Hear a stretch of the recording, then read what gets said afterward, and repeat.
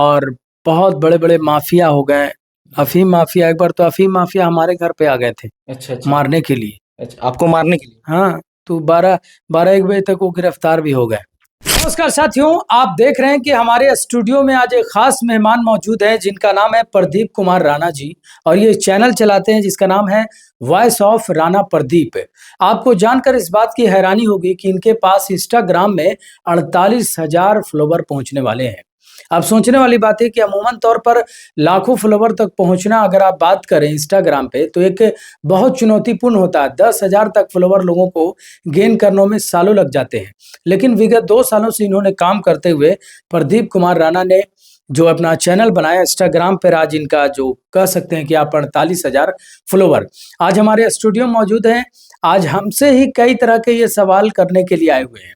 इनके बारे में आपको बता दें कि रहने वाले हैं झारखंड चतरा जिला के प्रतापपुर प्रखंड अंतर्गत बरूरा शरीफ पंचायत के बरूरा शरीफ के प्रदीप कुमार राणा जी। इसके साथ इनका यूट्यूब चैनल भी है, फेसबुक भी है और विगत 2 सालों से ये कार्य कर रहे हैं। तो सभी जनता से और सभी ग्रामीणों से मेरा अपील है कि इन्होंने फेसबुक पर भी अब शुरुआत कर दिया है। क्षेत्र की जनहित मुद्दों को आप तक पहुंचाएंगे, इसलिए आप सभी लोगों से मेरा निवेदन है विशेष तौर पे कि इनका समर्थन जरूर करें। अब हम शुरू करते हैं। प्रदीप कुमार राणा जी हमसे सवाल करेंगे, लेकिन उससे पहले हम इनसे ही सवाल कर लेते हैं कि आखिर ये चीजें इन्होंने शुरुआत कैसे-कैसे किया? सबसे पहले तो सर मैं आपका धन्यवाद देना चाहता हूँ कि हमको समय निकाल के आप समय दिए और मेरा चैनल में शामिल हुए। जी। और आप बात कर रहे हैं कि रिपोर्टर के शुरुआत कैसे की, तो शुरू आप ही को देख के सीखे हैं सर कि क्यों ना हम रिजवी सर के तरह ही मतलब लोगों को आवाज उठाएं। अभी झारखंड में देखा जा रहा है जगह-जगह पे पुल नहीं बना है सर, जगह-जगह पे सड़क नहीं बना है, लोगों को आने-जाने के लिए सुविधा नहीं होता है। इसी में मतलब हम सोचे कि क्यों ना ये सब सोशल मीडिया के थ्रू लोगों को दिखाएं और ये बात को सरकार तक पहुंचाने का काम करें। नहीं तो देखिए प्रदीप जी, आपको प्रेरणा लेना था ये अंजना ओम कश्यप से, रवीश कुमार से, बड़े-बड़े पत्रकारों से, तो हम जैसे एक यूट्यूबर से आपने प्रेरणा लिया क्यों? सर देखिए, उन लोग का है ना कि उन लोग बना हुआ है ना? तो उन लोग को हम नहीं देख के वीडियो आप ही का देखते हैं। क्यों ना हम लोकल एरिया के ही रिजवी सर के वीडियो देखें और आपसे देखकर बहुत ही अच्छा लगता है, आपका वीडियो देखते हैं तो मेरा मन में उत्सुकता जागता है कि इन्हीं तरह के मैं काम करूँ इनकी तरह। लोग जैसे आप गरीबों का मुद्दा उठाते हैं, गरीबों को न्याय दिलाने का काम करते हैं, बहुत ही अच्छा लगता है सर और मैं ही आप ही तरह का बनना चाहता हूँ। चलिए तो राणा कुमार जी अब जो हैं वो सवाल करेंगे हमसे, कई तरह के सवाल, अब हमको जवाब देना है तो लीजिए राणा जी। बहुत-बहुत धन्यवाद रिजवी सर। तो मेरा नाम प्रदीप राणा हुआ और मैं इनसे सवाल जवाब करने का प्रयास करूँगा। सबसे पहले तो सर स्वागत है मेरा चैनल में। जी, बहुत-बहुत धन्यवाद। आपके चैनल को भी शुभकामनाएँ, दर्शकों को भी बहुत-बहुत बधाई, धन्यवाद। सर सबसे पहले आप अपना नाम बताइएगा, आप किस एरिया से रहते हैं और किस जिला से आप आते हैं, अपना थोड़ा परिचय दे दीजिए। जी, बहुत यूनिक सवाल है आपका।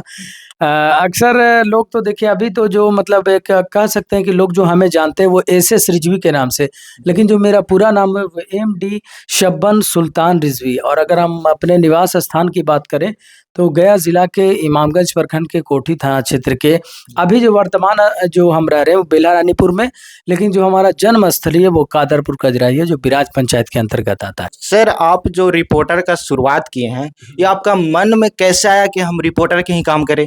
देखिए शुरू से हमको ये लगता था कि कम्युनिकेशन लोगों से जुड़ना, लोगों से बात करना और लोगों के बीच रहना, ये मुझे हमेशा से पसंद रहा था। तो शुरू में तो हमें सबसे ज़्यादा पसंद हुआ कि हम एक लीडर बने, नेता बने।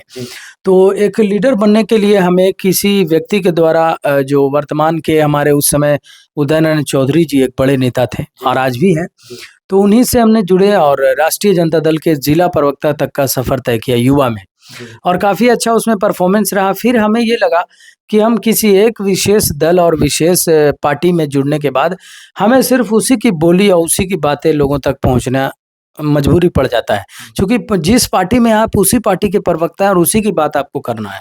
और हमें लगा कि पत्रकारिता अगर हम लोग करते हैं तो पत्रकारिता में सभी धर्म, जाति, वर्ग, समुदाय, पॉलिटिकल पार्टी, जगह, क्षेत्र, सबकी आवाज़ आप स्वतंत्र रूप से उठा सकते हैं और ये स्वतंत्रता हमको चाहिए थी। और हमें ये भी देख रहे थे कि क्षेत्र में कई लोगों की आवाज़ लोग उठाने वाला था ही नहीं। पहले देखते थे इतना मर्डर होता था, लेकिन वो चीज़ें लोगों तक नहीं पहुँच पाती थी, लेकिन हमने इस चीज़ को शुरुआत किया और मेरा बहुत दिलचस्पी लगा और सबसे पसंदीदा मेरा जो क्षेत्र रहा ये रिपोर्टिंग ही रहा और अब इसके अलावा हमारा मन भी किसी अन्य क्षेत्र में लगता ही जी बहुत है। जैसे कि आप सभी को मालूम है कि रिपोर्टर का काम कहाँ से शुरू किए, और सर पब्लिक जानना चाहता है कि इससे पहले आप क्या करते थे? वही तो मैंने बताया कि राजनीतिक क्षेत्र में थे और उससे पहले पढ़ाई कर रहे थे और अभी भी पढ़ाई जारी है। अभी पढ़ाई जारी है। आप कहाँ तक अभी अभी क्या कर रहे हैं? कौन सा डिग्री प्राप्त किए हैं? अभी मास कम्युनिकेशन जर्नलिज्म जो मास्टर डिग्री है इग्नू से, हम उसको सेकेंड ईयर लास्ट ईयर है मेरा, उसका मतलब कोर्स कंप्लीट होने वाला है पत्रकारिता के क्षेत्र में, एमए डिग्री।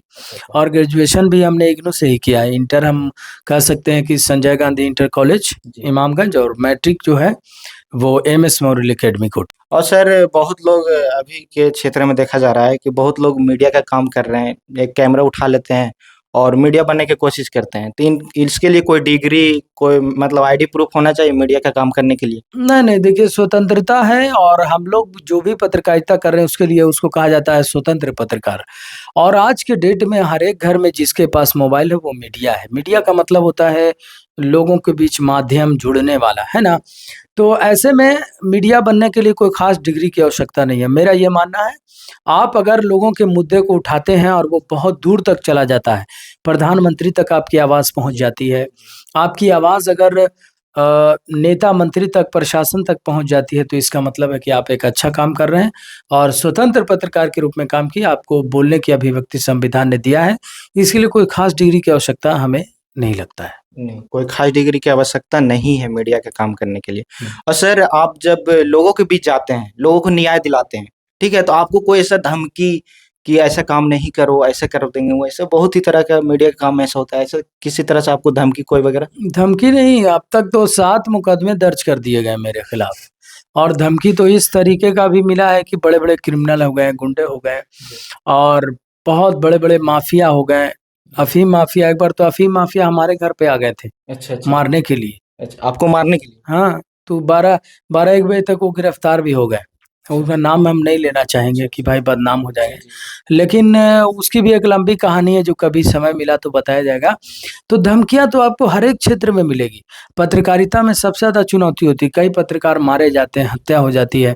हम तो ये भी मानते हैं कि इस पत्रकारिता के क्षेत्र में अगर काम करते करते हमारी साथ घटना हो जाती है, तो हम लोगों से यह अपील करते हैं कि जितनी ज़्यादा संख्या में हमारे अंतिम संस्कार में लोग आएँ, तो ये मेरे लिए बहुत सौभाग्य की बात होगी। फिलहाल इतना आप जान लीजिए कि पत्रकारिता में बहुत कदम-कदम पे चुनौती है।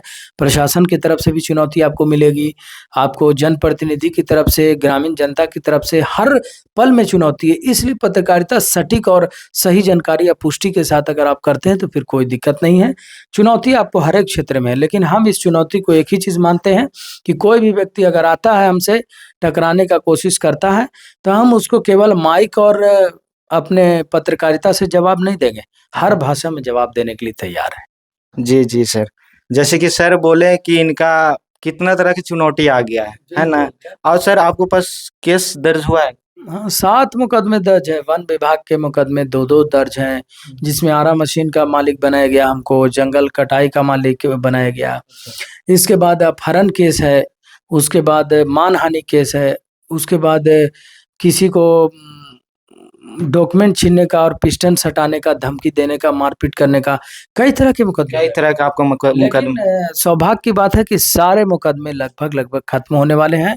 कुछ का तो नाम ही हट गया हमारा, कुछ का केस डिस्पोजल हो गया, कुछ खत्म होने वाले हैं, कुछ की तो अभी समझिए कि 1-2 केस और बच रहे हैं जो कोर्ट से भी खत्म हो सर जाएंगे। आपका एक वीडियो देखे थे कि वो रिपोर्टर ही नहीं जिसके ऊपर मुकदमा ना हो, आप बोले थे ना? हाँ, बिल्कुल ये बात बोले थे। और रिपोर्टर, हम तो ये बोले थे कि अगर हम पर 7 मुकदमा दर्ज हुआ, लेकिन हम ये अपेक्षा करते हैं कम से कम 100 मुकदमा दर्ज होना चाहिए।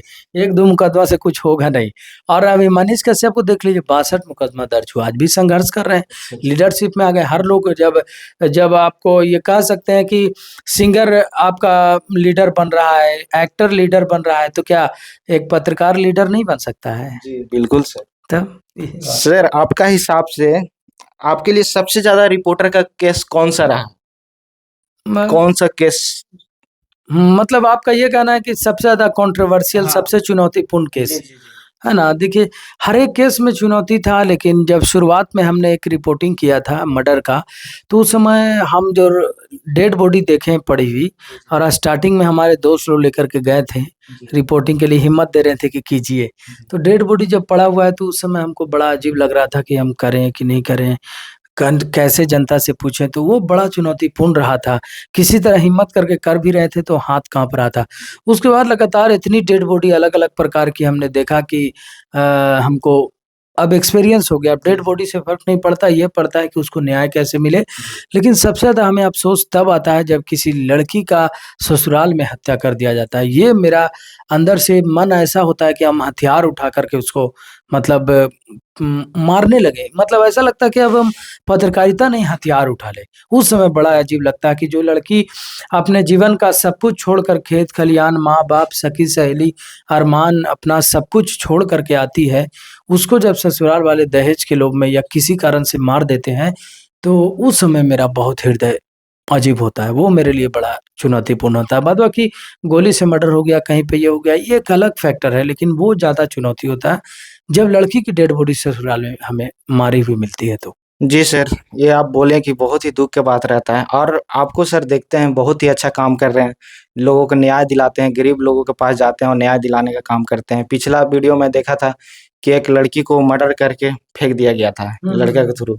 बहुत ही अच्छा लगा सर और गरीबों का आप न्याय दिलाते हैं, बहुत ही अच्छा लगता है। और सर आप रिपोर्टिंग का जो काम किए, जो बोले कि शुरुआती में बेझिझक लगता है, तो हुँ। लोगों को क्या सजेशन देना चाहते हैं? शुरुआती में कैसे कर सकते हैं? शुरुआती किस तरह से करें? देखिए, शुरुआत करने के लिए आपको कोई चीज़ की आवश्यकता नहीं है। आप के पास माइक है, एक मोबाइल है, आप बिल्कुल देखिए कि व्यक्ति सच में पीड़ित है और सच में उसके साथ शोषण अत्याचार होता है। आप उसकी आवाज़ को उठाइए, लोगों तक पहुँचाइए, इसमें कोई बेझिझक की बात नहीं है। और कुछ चीज़ों का बस ध्यान रखना है कि प्रशासनिक पुष्टि ज़रूर होना चाहिए उसमें, खबर में, और जनता का बयान ज़रूर आपको होना चाहिए। और आप कभी भी अपने ऊपर ज़िम्मेदारी ना लेकर के जनता के ऊपर या किसी व्यक्ति के रेफ़रेंस में न्यूज़ को बनाइए। और शुरुआत करने के लिए आप इतना जान लीजिए कि जैसे लोग ब्लॉग की शुरुआत करते हैं, वैसे आप पत्रकारिता की शुरुआत कर सकते हैं। पत्रकारिता कुछ भी नहीं है, अगर आपने उसको अच्छे ढंग से लोगों के मुद्दे को उठाया और लोग आपको पसंद करने लगें, तो आपको यही लोग, यही जनता आपको समझिए कि अर्श फर्श से उठाकर अर्श पे बना देगी, आपको लोकप्रियता देगी, आपको सब कुछ आपके पास आएगा। जी सर, बहुत-बहुत धन्यवाद मेरा चैनल में आपको समय देने के लिए और इसी तरह के वीडियो के लिए मेरा चैनल को फ़ॉलो कर लीजिए जी, ताकि चलिए। मैं तो बहुत-बहुत धन्यवाद। तो आज हमारे साथ हैं प्रदीप कुमार राणा जी, जिनका वॉइस ऑफ राणा प्रदीप एक चैनल है। इंस्टाग्राम पे 48,000 फॉलोवर हैं। स्क्रीन पर इनका इंस्टा आईडी, आपका फेसबुक आईडी, यूट्यूब आईडी तीनों चल रहा होगा। लिंक भी आपको मिल जाएगा, इनको ज़रूर फॉलो करेंगे। इंस्टाग्राम पे 48,000 फॉलोवर बनाने वाले हमें लगता है इस क्षेत्र में एक मात्र रिपोर्टर हैं, जो इतना हम भी नहीं बना पाए हैं इंस्टाग्राम पे 48,000 फॉलोवर। ये बड़ा चुनौतीपूर्ण होता है। तो ऐसे में हम आप लोगों से आग्रह करेंगे कि प्रदीप कुमार राणा जी को आप लोग ज़रूर सपोर्ट कीजिएगा। जिस तरह हमें सपोर्ट करते हैं, इनको भी आप सपोर्ट कीजिए।